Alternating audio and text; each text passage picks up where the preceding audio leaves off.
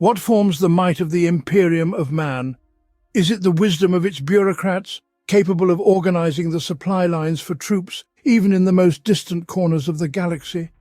Certainly. But victory cannot be achieved by this alone. The courage and selflessness of the warriors of the Imperial Guard and Adeptus Astartes, undoubtedly, though these brave sons of humanity can tip the scales in their favor even in the most hopeless battles, rarely do they change the course of the war as a whole, for it is most often done by the Imperial Navy. Moreover, it is their ships that are the first to meet the enemy at the threshold, and they most often put the final victorious punctuation in the majority of conflict. In many ways, thanks to these ancient steel giants the size of hive cities, humanity continues to fight for its future in the cold void of space. To the ordinary citizen of the Imperium, who has spent their entire life on their home planet, even a small frigate can impress with its size, not to mention the true leviathans of the fleet. These are some of the most ancient and powerful ships, the Emperor-class battleships. Across the expanses of the galaxy, one can encounter many subtypes and modifications of this model. They can vary in size, armor, and armament. All this depends on the time and place of construction, as well as the purpose for which a particular representative of the class was built. What remains constant is that they are all pinnacles of engineering thought, embodied in millions of tons of plasteel. The dimensions of the battleship are mind-boggling. The distance from bow to stern is at least 8 kilometers, and the width is 1 kilometer 200 meters at its widest point. In essence, it is a town, laid out over several levels and stretched in length. For the full functioning of such a giant, a crew of 250,000 people is necessary, ensuring not only the proper operation of all the ship's systems, but also maintaining an acceptable standard of living for the people aboard. And this is only the main crew, excluding the thousands of soldiers that the ship can transport to a crusade's target within its living quarters. If from the outside, the battleship resembles a massive Gothic cathedral, creating the impression of something cumbersome, impractical, unwieldy, and at the same time excessively majestic and pompous, its internal layout is the complete opposite of the ship's external appearance. The creators of this type of battleship seem to have done everything possible to avoid the useless waste of even a cubic meter of space inside the armored hull. And this can be confirmed if one takes a closer look at the main sections of the ship. The top of the ship is crowned with a massive superstructure in the shape of a cathedral dome. In this superstructure is located the command deck, and its main part, the captain's bridge. Such names were given to these sections by their ancient predecessors, the sea vessels of ancient terror, although externally they no longer bear even a distant resemblance to them. Now it is not just a small part of the upper deck, the size of a few cabins, but a complex multi-level structure consisting of several dozen different rooms with various purposes. Conventionally, they can be divided into 3 groups: living quarters, common areas, and bridge rooms. In the living quarters of this part of the ship reside the senior officers' captains. The designers ensured that each of them would have the utmost comfort. For instance, the captain's quarters, or rather a system of several quarters, in terms of size and opulence, can rival the residences of most mid-rank officials. It is no wonder, since sometimes the ship may not be commanded by ordinary captains, but by high-ranking figures of the fleet, so the conditions in these living quarters must correspond to their status, and you can meet anyone in the corridors of this section. For example, the Lord Admiral himself, commander of a whole sector's fleet. Sometimes he may need to personally lead one of the fleets, and naturally for his residence he would choose the largest and most powerful ship, which is usually a battleship. Although more often it will be run by officers with the rank of admiral, vice-admiral, or even captain. The captains of the Imperial fleet are the masters of everything on board their ship. These are iron-willed people, detached and uncompromising, bearing immense responsibility for the ancient war machine and the hundreds of thousands of people on it. But a single captain could never handle his duties alone. For this he has an entire staff, consisting of numerous junior officers. The next in rank after the captain is the lieutenant. This officer serves as the commander's deputy. They are responsible for various ship systems, astronavigation, engines, boarding crews, gunnery deck, and many other systems. Lieutenants also make up the numerous teams working on the bridge of the battleship. Additionally, the rank of lieutenant is given to the pilots of strike ships, who serve as squadron leaders.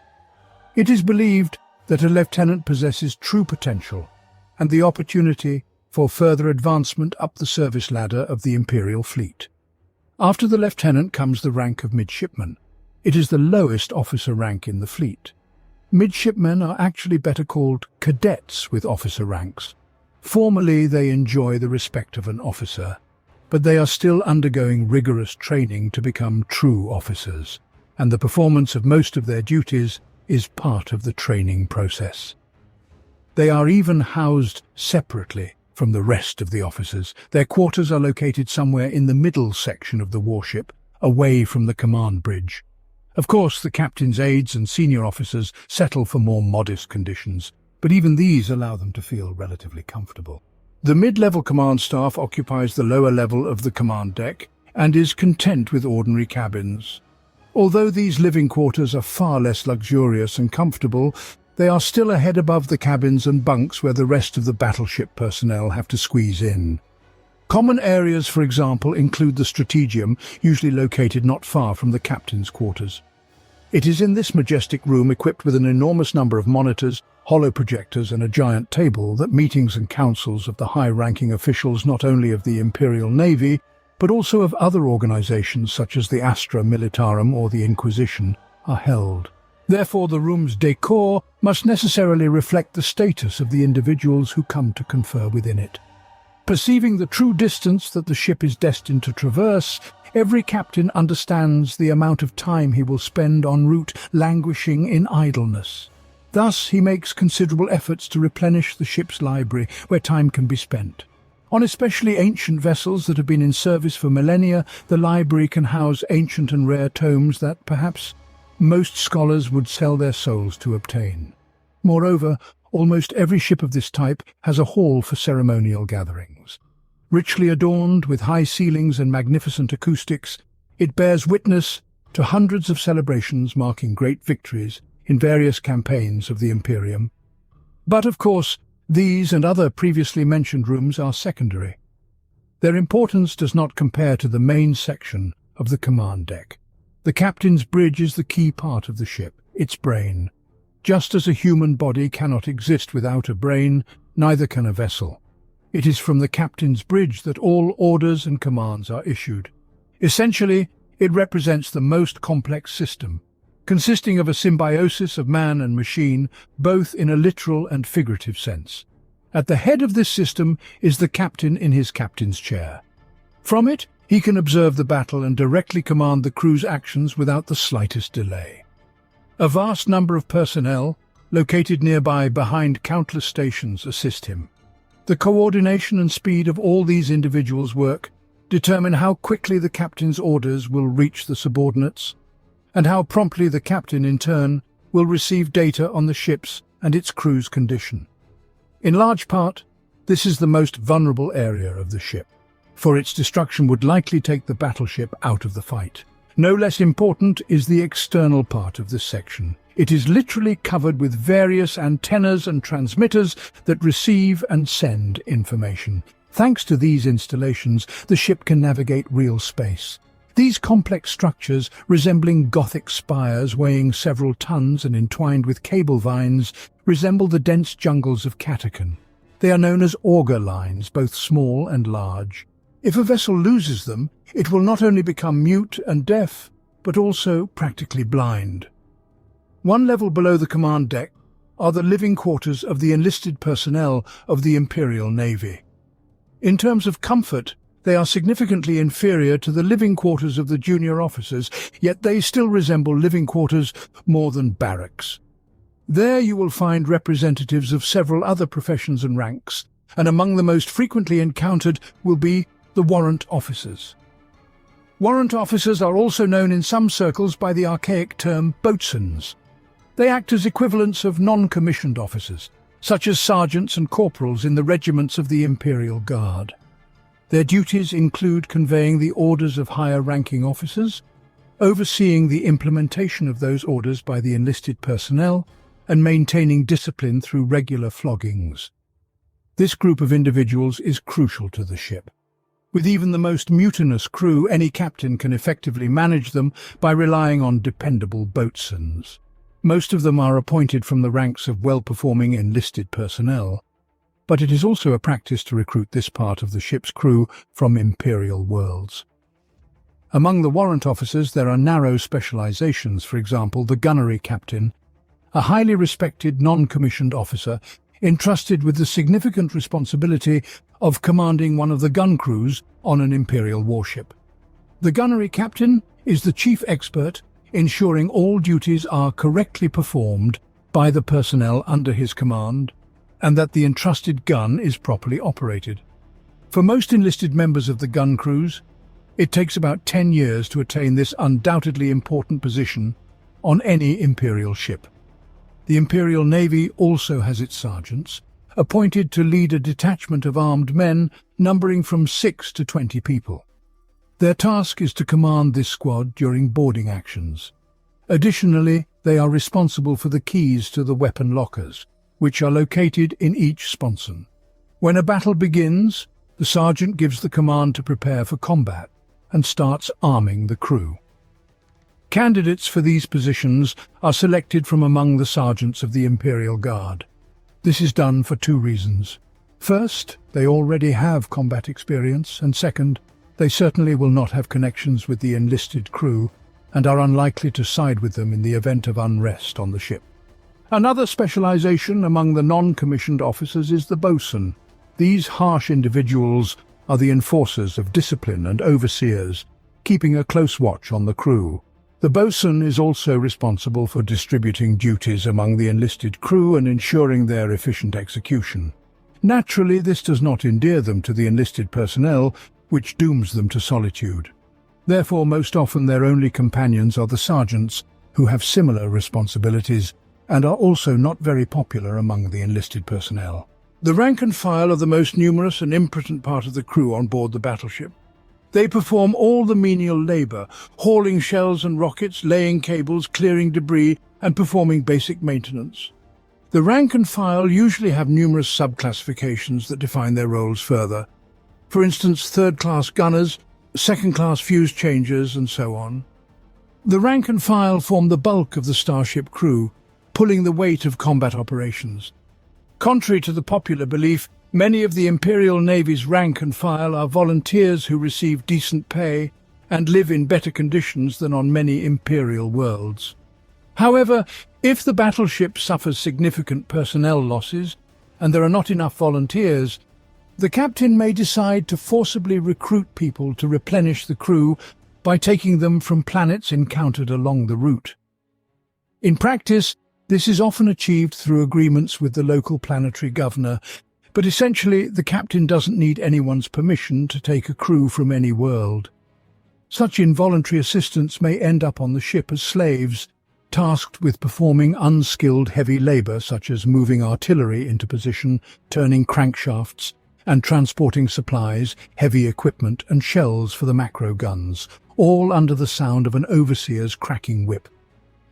If one were to traverse the living quarters to the ship's stern, they would find themselves in a highly mysterious and sinister place for mere mortals, the astropathic chamber. This chamber, built in the shape of a spire at the ship's stern, is where the individuals reside, without whom communication with command across the galaxy would be utterly impossible. Given the truly vast distances involved, one astropath pair is not enough to transmit a message. Hence, every significant ship has an entire choir of such psychers at its disposal. Their work is coordinated by the master astropath, the most experienced practitioner of the ship's astrotelepathy. These areas bear a terrifying reputation among the ship's crew. Those unfortunate enough to be quartered near the astropathic spire begin to suffer from nightmares and strange visions. The most gruesome legends circulate about these vaults. The mere status of a mutant, albeit a tolerated one, provokes hatred and fear, and a mutant who affects your mind evokes horror and repulsion among most crew members. The chambers themselves are fortified to ensure that the astropath's lives are not threatened, even if significant damage is inflicted on the astropathic spire. If the living decks collapse under the enemy macro gunfire like a fence, the reinforced astropath chambers will allow the precious mutants to be protected. The spire's construction and its secrets are meticulously concealed even from the Adeptus Mechanicus. The final fitting of the chambers and the installation of most of the equipment are kept secret by the astro-telepaths. Nothing on the ship possesses such secrecy, except for one more place. Not far from the Chamber of Astropaths, one can find another enigmatic location where access is strictly forbidden to outsiders, the Navigator's Sanctum. This area is essential for every Imperial starship capable of warp travel. The construction of the Sanctum often varies greatly depending on the ship type. In some places, these are areas set up with utmost secrecy, similar to the chambers of astropaths by the Navigator houses, while in others they entail far more grandiose efforts. The Navigator's habitat is his personal domain, usually designed as a spheroid with a diameter ranging from 2 to 10 decks. These closed-off realms are typically integrated into the framework of newly constructed human starships while they are still in their stellar dock. Often, these massive spheres are delivered to the spacecraft fully completed and ready to dock with the new starship by representatives of the noble Navigator House, which had pledged to guide the vessel. The installation of the sphere is also carried out by representatives of the House to ensure it remains untouched by the hands of ordinary shipbuilders. There are rumors that on some of the larger ships, which have voyaged through the void for hundreds of years, there are navigators who have never once dared to leave the confines of their sanctum. It must be said they have little need to, as the energy and utility systems adequately meet the needs of the sphere's inhabitants. In return, the navigators perform their duties flawlessly and without question. From the quarters of the regular crew, one can reach the gun decks by moving towards the bow. This undoubtedly crucial section of the battleship is crammed with a vast array of machinery, as it is from the gun decks that the ship's main armament is loaded and maintained. These decks are traversed by gigantic conveyor belts, and loaders, operated by both servitors and humans, bustle back and forth. During each battle, thousands of workers and sailors perform the arduous task of maintaining the guns in combat-ready condition. And the battleship's armament comprises hundreds of weapons of various types and sizes. Weapons batteries are generally the primary armament of most Imperial warships. Since each battery consists of many individual pieces of armament, whole sections of a battleship's hull can be covered in gun ports, launch systems, turrets, and housings for weapons. Behind each of these systems, there will correspondingly be a gun deck equipped with all necessary installations. The weapons used are incredibly diverse: plasma cannons, close-range missile launchers, laser guns, rail guns, thermonuclear emitters, and graviton pulsers. All of this can be found on Imperial warships. These batteries fire coordinated volleys to increase the chances of hitting the target and the amount of damage dealt. The greatest damage is often inflicted by macro cannons, which serve as the basic armament for Imperial warships. Rows of titanic weapons annihilate their targets with powerful broadsides and torrents of fire. There exists a large variety of weapon types, each specifically engineered for certain tasks. Most basic ammunition is produced by the ship itself. Many decks are filled with workshop sections. This is a forge where most of the catalogue, additional parts, ammunition, and everything that often deteriorates and requires replacement is produced. The forges ensure the production of metal structures for the repair of destroyed decks, roll pipes, and can, if desired, construct an entire city. The production of various ammunition is what the forges engage in after each battle. There are different modifications of macro cannons. For example, a macro cannon designed to destroy a ship's power transmission system. This variant of macro cannon fires a shell made from highly charged ionized atoms of deuterium. These particles cause minimal physical damage to their targets. Instead, they are intended to overload and disable the power transmission systems of all target ships. This weapon is especially useful for vessels that need to capture their prey intact. The Hecuta pattern plasma battery is an ancient type of plasma macro weapon that redirects the power of a plasma explosion, concentrating it into a compressed photonic packet launched over extremely long distances. Unfortunately, this weapon is now rarely seen on Imperial vessels. The technology for producing such armament is now lost, and has reached the 41st millennium only on certain ancient representatives of the battleship class. Bombardment cannons are devastating weapons intended to turn planetary defenses into ruins and support military landings. Most often, the Imperials use linear accelerators to launch massive volleys of warheads from heavy magma bombs. And although they have relatively short range, they can also be used in space. Often just rumors of a battleship entering orbit and the presence of this type of armament is enough to make any adversary quickly surrender. Next come the lances, another Imperial weapon capable of directing energy of extraordinary power. Lance batteries are essentially giant laser weapons, usually installed in a large and heavily armored turret. Thanks to energy supplied by a plasma reactor, a lance can fire long bursts instead of the short shots of portable laser weapons. Often a bright beam of coherent light connects the weapon to its target, hence the name lance. Lances employ triply or even quadruply repeated energy projectors that focus their power into a concentrated beam capable of burning through even the thickest armored hulls and slicing small vessels in half.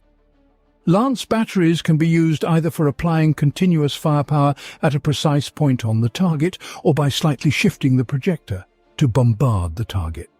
Several batteries often combine these two modes of firing in hopes of overcoming the void shields of their victim and inflicting massive damage. Many types of lances include an installation called the Divine Lance, which is also one of the rarest archaeotechs. This type of laser weapon represents an elongated focusing apparatus and four-lens matrices, endowing the weapon with exceptional range to the extent that beam dispersion becomes an issue. The technological requirements demanded by this weapon are very high, and only the ancient ships of the most powerful battle fleets possess the structural requirements for their installation.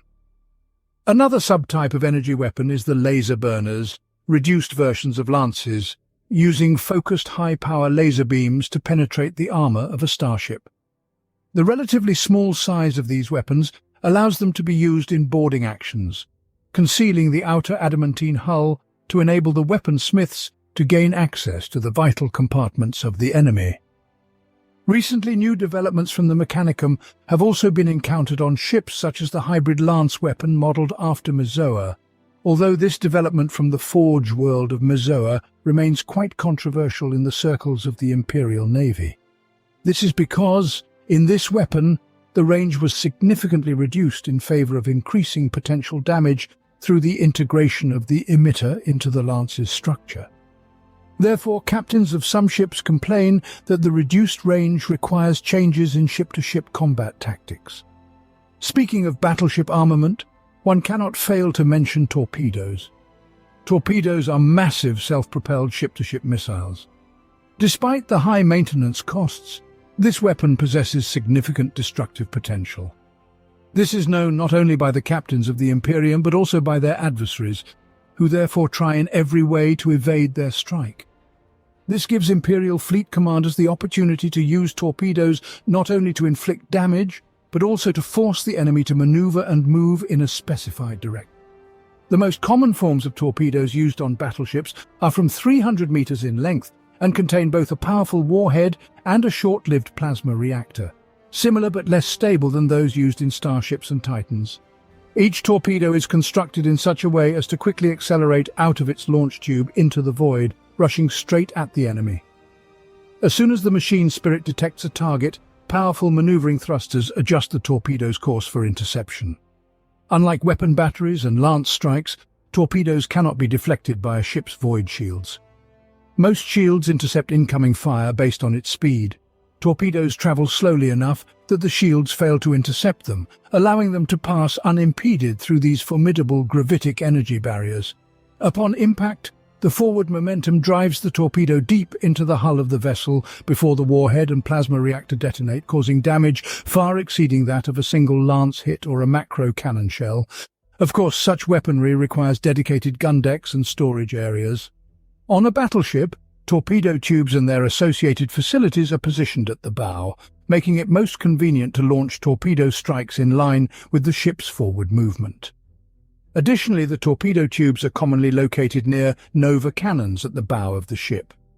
Only the largest vessels of the Imperium are armed with them due to the substantial recoil. A vessel smaller than a grand cruiser or a battleship would simply be spun around by the force of a single shot. Hence, this already inaccurate weapon requires a stable platform. However, this significant drawback is more than compensated by the weapon's ability to inflict tremendous destruction on enemy ships at great distances. Mounted under the heavily armed bows of cruisers and battleships of the Imperial Navy, nova cannons have no equals in range and destructive power. Despite various models, a typical nova cannon comprises an array of powerful gravimetric impellers designed to accelerate a projectile to a fraction of the speed of light. Given the sheer massiveness of the bow-mounted armament, it is no surprise that this section of the ship is nearly uninhabited and consists mainly of gun decks. Additionally, the design of this section of a battleship ensures that in necessary moments, the ship can not only absorb enemy hits effectively but also ram them. To facilitate this, the bow is covered with high-strength adamantine armor, several hundred meters thick, arranged at an optimal angle to slice through the lightly armored sides of enemy ships, like a hot knife through butter. The side and aft armor is significantly thinner than that of the bow. This is to conserve materials and reduce weight. Nonetheless, the thickness still appears impressive, even accounting for this. The ship is covered by 3 layers of adamantine armor with a total thickness of several dozen meters. This component of the battleship's defense is designed to deflect direct hits to the hull that other defensive mechanisms fail to stop. However, armor alone is insufficient, as the metal is particularly vulnerable to energy weapon strikes that simply burn through the layers of armor like ice. To counteract this and other types of weaponry, void shields are present on ships. These ancient technologies represent an energy barrier generated by emitters distributed throughout the battleship. When any object collides with this field, it is annihilated, and any focused energy beam directed at it is dispersed. The battleship's force field can absorb immense damage, but it also has its limit, beyond which the shields will deactivate to dissipate the accumulated energy. After this, the shields require some time to reboot. Although this kind of defense can be considered almost universal, it has its weak points. The field is extremely unstable against hits from plasma weapons, whose charges are concentrated masses of energy comparable in power to a small sun. And as mentioned earlier, another weak point of the field is its struggle with slowly moving objects. The slower the object moves, the easier it is for it to penetrate the barrier. Hence, torpedoes can breach the void shields without much difficulty. There's also a nuance with installing such defenses on large ships like battleships. The Imperium lacks installations powerful enough to create a protective field over an 8-kilometer-long vessel, so it must be equipped with multiple generators, which creates complications. Very precise calculations and fine-tuning are necessary so that the shields do not overlap each other. Otherwise, they start to spark and reveal themselves. But at the same time, there should be no uncovered sections, as the enemy will quickly locate and strike these weak points. However, all these drawbacks are somewhat compensated by the effectiveness of the shields. They also have applications outside of combat. Most often, shields are activated while in motion to stop small space bodies such as tiny meteors and stardust, flying at high speeds towards the moving ship, which could damage external equipment. Additionally, the field retains atmosphere within itself, allowing for open launch pads for transported spacecraft on the battleship. Anything within the shield's active zone upon activation is cut in half, which allows the shield to be used as a weapon at certain moments. However, a desperate captain must have nerves of steel and unwavering confidence in their crew and ship to execute such a mad maneuver. To do this, they would need to approach the enemy with shields down to the range of the generators, and then timely activate them. Such an attack can inflict very serious damage on the enemy. The third component of defense is turrets located all over the ship. They vary in size and power, but serve a single purpose: to defend against torpedoes and enemy bombers that have breached through the void shields. Properly distributed across the surface of the battleship, the turrets leave no blind spots, allowing for reliable fire coverage. And this entire system operates like clockwork from stern to bow. If, however, one were to return from the command deck to the living quarters and begin descending level by level, one would eventually reach the hangars, home to yet another fearsome weapon of the battleship, the assault craft. Many large vessels of the Imperial Navy, the size of a cruiser or larger, are capable of carrying squadrons of assault craft, such as interceptors and bombers. They are utilized in a variety of roles, from small fighters providing protection against torpedo attacks to heavy bombers equipped with anti-ship ordnance. It is known that the largest Imperial battleships and heavy cruisers have launch bays capable of housing up to 2,000 fighters, bombers and landing craft. The Fury interceptor is the most commonly used fighter by the Imperial Navy for space combat. Its length reaches between 60 and 70 meters in various modifications. The hull permits full-scale combat, both in space and within an atmosphere. The crew consists of 3 members: a pilot, a navigator, and a gunner. Occasionally, a 4th member, a psycho astropath, may be added to provide enhanced communication capabilities. The reinforced hull of the Fury contains an extensive network of electronic systems and life support systems, and even includes a small chemical toilet and a sleeping compartment for the crew. These fighters are typically equipped with several direct-fire laser cannons and starfighter missile launchers. In battle, these vessels form fighter wings, each consisting of approximately 15 interceptors. Adjacent to the Furies in the hangars are the Starhawk bombers. These are larger and slower craft designed for carrying heavy loads, plasma bombs and armor-piercing missiles for use against large targets in space. The standard crew of the Starhawk consists of a pilot, a co-pilot, a tech priest, who also doubles as an assistant to the pilots, several turret gunners whose numbers depend on the modification, and a logistics officer. The ship is equipped with basic amenities, such as sleeping quarters, a chemical toilet, and even an automated medical unit. The armaments consist of numerous short-range turret defense systems used to repel enemy fighters. The density of their fire is so high that a single Starhawk can create chaos among squadrons of enemy fighters before diving in and delivering a devastating missile strike on the target. In rare instances, Starhawks may be modified to carry and launch a very small number of anti-ship torpedoes. As part of the reorganization of the Imperial Armed Forces following the Horus Heresy, all aviation capabilities and air support within the Imperial military were transferred to the Imperial Navy's Aeronautica Imperialis division. No regiment of the Astra Militarum, except for the Fantine Air Corps, has access to aerospatial or atmospheric fighters. Therefore now, in addition to spacecraft for space battles, battleships also carry an atmospheric combat aircraft, which provides assistance to the Imperial Guard in ground campaigns when needed. For atmospheric battles, the Lightning fighter and the heavy Thunderbolt fighter are most commonly used. The Lightning is an Imperial frontline single-seat fighter forming the backbone of the aviation regiments of the Imperial Navy.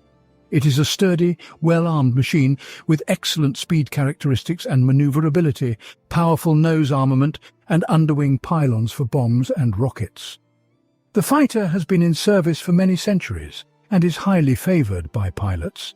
However, it alone cannot provide full support to ground troops, as it is not designed to carry a large amount of weaponry. Hence, the heavy Thunderbolt fighter was created. This is an armoured, well-armed, multi-purpose aircraft. It possesses good speed, average manoeuvrability, and powerful nose armament. Additionally, underwing are numerous mounting points for bombs and rockets. In addition, the Thunderbolt can be complemented by the Marauder bomber. These are massive war machines capable of carrying up to 6,000 kilograms of ordnance.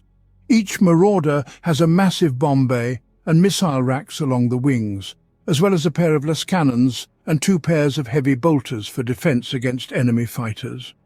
The Marauder is also equipped with vector thrust engines, allowing them to perform vertical takeoff and landing.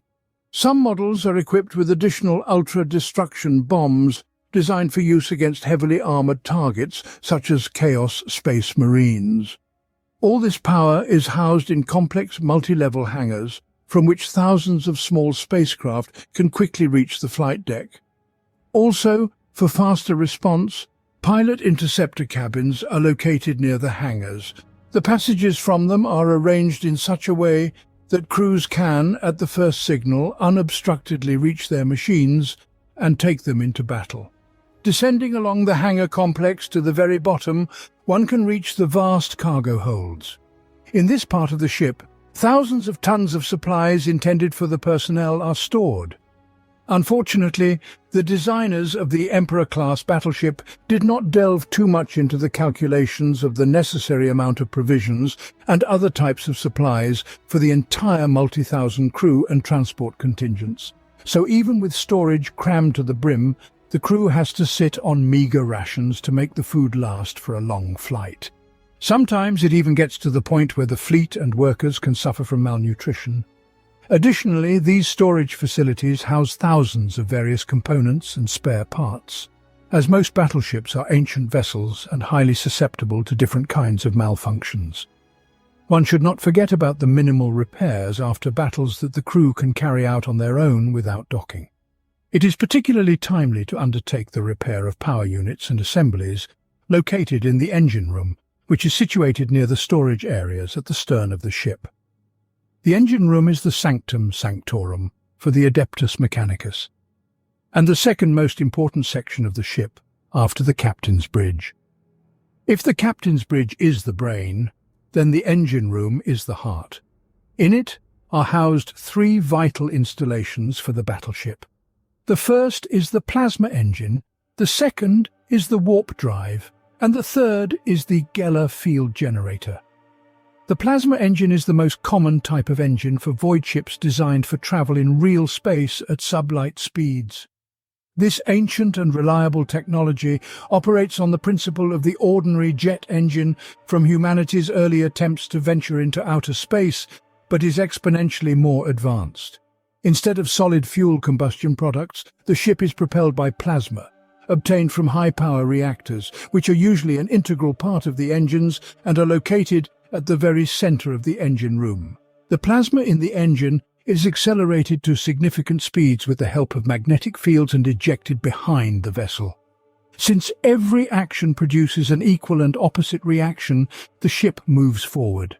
Plasma engines are efficient enough to allow Imperial ships to reach the boundaries of average star systems within a few days. Imperial void ships use this technology as the primary method of intrasystem travel, including for interplanetary flights, maneuvering in battle, and reaching targets that do not require a warp transition. But, as effective as it is equally dangerous. In the event of serious damage or improper operation, a plasma engine can fail, or worse, explode. Witnesses of such an explosion might think a second sun has ignited. Everything within a radius of tens of thousands of kilometers would be literally vaporized by a stream of superheated matter. History knows many instances when monstrous engines of battleships took half of the enemy or allied fleet into oblivion with them. However, plasma engines alone would not suffice for any Imperial ship. Since the dark age of technology, all human vessels intended for long-distance travel have been equipped with warp drives. This most complex installation allows one to overcome the barrier between real space and the immaterium by creating a tear in the fabric of space. This is an extremely energy-intensive process, so the warp drive is always placed near the primary power sources of the ships. The installation itself is no less dangerous than the plasma engine. Its explosion can create an unstable warp rift that will draw in all nearby objects.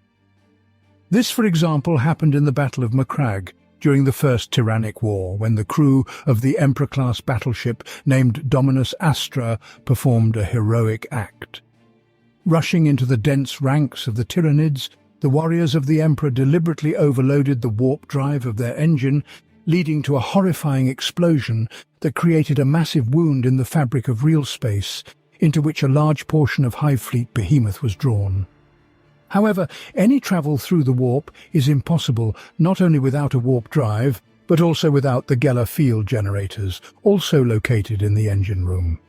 It is known that the entities inhabiting the warp are hostile to visitors from the real world, so any attempt to travel through the Immaterium without protection will end in the ship's destruction. To avoid this, these ancient devices were developed. Their principle of operation remains not fully understood to this day, but it is known that they create an impenetrable field around the ship for warp entities, encasing it in a bubble of reality where time continues its habitual course for us, and the laws of physics apply. Therefore, the weakening, puncturing, or failure of the field during transit would be a true catastrophe. The energies of the warp and demons would damage the hull and annihilate the souls of the crew. Hence, maintaining the generators in working condition is of utmost priority, especially in recent times after the appearance of the Great Rift. This task has become significantly complicated. A disease called the Geller Plague has begun to spread on the ships of the Imperium. This rare and dangerous disease exclusively affects Geller field operators. Workers infected by it experience strange dreams, convincing them to turn off the generators during transit. At the peak of the disease's progression, those suffering from it merge with the generators into a single entity, turning lower decks into an organic nightmare and seizing control of the ship. Below the engine room and closer to the bow are two more living compartments inhabited by residents of a particular specialization, Void Warriors, who are known by the more archaic name Voidsmen. These individuals undertake the most complex and dangerous work under the heaviest conditions, such as hull work outside the ship, or repairing communications in narrow cable conduits, and much more. Most often, those chosen for this position are natives of hive worlds who are already accustomed to life and work in similar conditions. Both these and other crew members spend almost their entire lives on the ship, which would not be complete without one of the most essential elements of life for any citizen of the Imperium religion. The ecclesiarchy simply would not have allowed its wards to lack the opportunity to embrace the light of the God Emperor. Therefore, on every ship constructed after the Great Crusade, a specifically designed space for a temple was included. On the more ancient vessels, a restructuring was conducted. The size of a battleship allows for the installation of a spacious temple inside, with high ceilings supported by richly decorated columns. The enormous majestic walls of the temple are striking in their opulent adornments, rivaling the most beautiful temples of the Imperium. Although it serves no other practical purpose besides the offering of prayers, this space is mandatory. Most often, it is situated at the spacious parts of the ship, surrounded on three sides by weapon decks of broadside and upper cannons. Below the temple is the lower level. Typically, it consists of the lower deck, divided into several levels of technical rooms, through which thousands of pipelines run, carrying millions of cables. The lower deck is used for technical and operational purposes. Through a massive opening with a diameter of 100 meters, the bulk of cargo is loaded. During battle, it is securely closed with the sturdiest hatch and guarded by heavy turrets. Outside of work, the lower levels can be utilized by the ship's inhabitants for their own purposes. Even on battleships with the strictest captains, these levels can be a separate state with their own laws and rulers. Very often, they resemble the lower levels of hive cities, teeming with criminal elements, cultists and mutants. There, one can find a black market, where not only necessary items, but also forbidden things can be found. It is likely that every resident of a battleship of any rank and specialty has at least once ventured into these grim compartments. Much can be said about the construction of a battleship, but any account would be incomplete without mentioning a few more specialists who, alongside others, bring this colossal machine to life and lead it into battle. In addition to the regular officers on large vessels, such as battleships, there are specialists responsible for specific areas. The first, and perhaps the most revered among them, are the tech priests, the representative of the Adeptus Mechanicus in the captain's bridge team of a warship, responsible for conveying the Mechanicus's needs to the captain and his officers. Another distinguished member of the officer crew is the Master of Ordnance, He is in charge of managing torpedoes and overseeing combat ships, such as massive star bombers, clumsy assault boats, and agile fighters stationed in extensive launch bays. This chief also coordinates the efforts of the deck crews to ensure that all equipment is fueled, resupplied with ammunition, and ready for launch at any moment. Another senior officer is the Master of Arms. His duty is not only to ensure that all weaponry aboard the warship is functional and ready for action, but also to manage the individuals who are entrusted with bearing arms even outside of combat. Therefore, while directly reporting to the captain, they also indirectly assume a role akin to that of a chief of police aboard the ship. The most prestigious officer position is that of the duty officer. He maintains the duty rosters, assigns watches, and oversees the chronometers of the warship. On most starships of the Imperial Navy, the rank of duty officer is rotated based on seniority. On the oldest vessels, this often becomes a permanent position, granted to the officer who has served aboard the ship the longest. No ship's crew would be considered complete without a ship's surgeon, also known as the chief surgeon, or colloquially, the bone saw. A battleship can host more than 250,000 persons who, even in peacetime, may fall ill or get injured, not to mention during combat, when sustaining injuries is routine. Naturally, one might think that replacing a few tens of thousands of deceased among the multitude of trillions living in the Imperium is not such a big problem, but this is only on the surface, because each new crew member must first be trained and prepared to perform their duties. It can take a decade before a recruit reaches the skill level of their predecessor. This is why having medical personnel on any ship, particularly on large ones like a battleship, is indispensable. The medical service is tasked with combating diseases and the effects of malnutrition among the crew, as well as providing aid to those injured in battles. The chief surgeon is responsible for administering the medical staff and maintaining the ship's medical equipment. Besides caring for the bodies of the crew, someone must also tend to their souls. For this purpose, the ship has a ship's chaplain, a representative of the ship's ecclesiarchy, who tirelessly spreads the propaganda of the imperial creed among the crew and promptly identifies potential heretics. This position is elective, with the candidate chosen from among lay preachers, considered the most devout members of the crew. The preacher not only conducts worship services, but also spreads the word of the church among the masses, particularly focusing on the officers, periodically reminding them of their duty to the God Emperor. Assisting in reminding them of their duty is another eloquent member of the crew, the Fleet Commissar. Like his counterparts in the Imperial Guard, the Commissar is appointed to the ship by higher authorities. Working closely with the ship's arms master, the Fleet Commissar ensures that the vessel is always combat-ready and that the crew remains focused on fulfilling their duty to the Emperor. This individual has the authority to declare the captain or even the entire crew unfit for service if, in his opinion, they are insufficiently competent or unreliable. Aboard any battleship, there must always be at least one commissar. If there are escort vessels, the Fleet Commissar will divide his attention among all the ships and the squadron through a series of sudden inspections and drills. So what is a battleship? It is a symbiosis of the ironclad scientific achievements of human thought and the best representatives of humanity, working as a single organism. It stands as the physical embodiment of the power of the Imperium, guarding its borders for centuries. Each battleship has a combat history numbering in the hundreds or sometimes even thousands of battles.